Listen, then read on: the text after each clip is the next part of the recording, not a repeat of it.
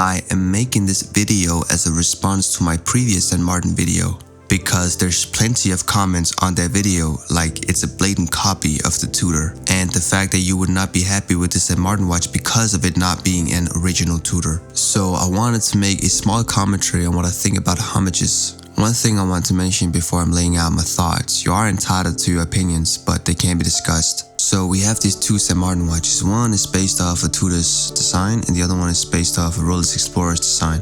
The first thing I want to mention is that the size is 39mm, which the Tudor does not operate with.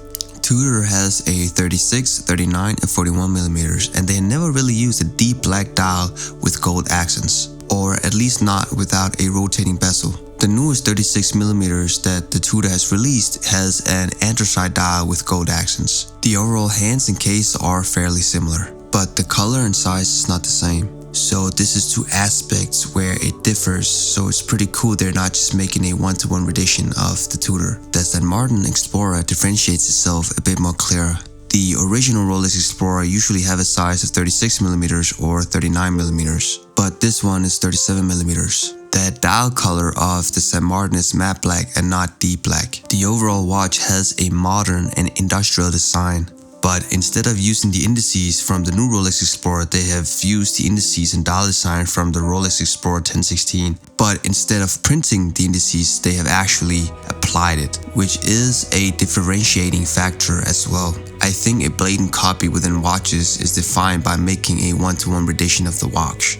But when you make small differentiating factors from the original watch, I think you can deem it as a homage, and that's what I think these are and not blatant copies. Then there could be another discussion in terms of plagiarism or taking designs in general from other companies, but in terms of these watches, I would definitely deem them homages.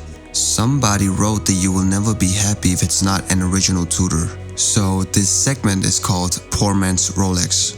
I think it's important to have limitations for your achievable aspirations, because otherwise you will experience a lot of agony and pain that will not allow you to enjoy the presence. A Tudor that people are referring to could be called a poor man's Rolex. Tudor was initially created by Rolex to serve people that could not afford a Rolex, and that's why it was dubbed the poor man's Rolex for many years by the public. So when people say you would not be happy with a homage, then you should not be happy with the Tudor as well, cause essentially it is a poor man's Rolex, right? So by that definition, the Tudor and St. Martin should be categorized within the same bracket.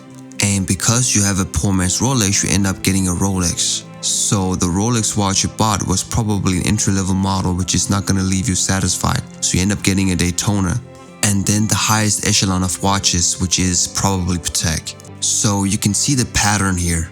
You will never be satisfied with the watch that you own. So even if you had a Tudor, you will not be satisfied with that watch either, because you would always want the next big thing. And at some point you need to breathe and enjoy the things that you have, because you might never be in a situation where you can afford those bigger watches. Kudos to you if you want that as an inspiration for your motivation in your life, but there's gonna be a lot of agony and pain if you never can enjoy the things that you have.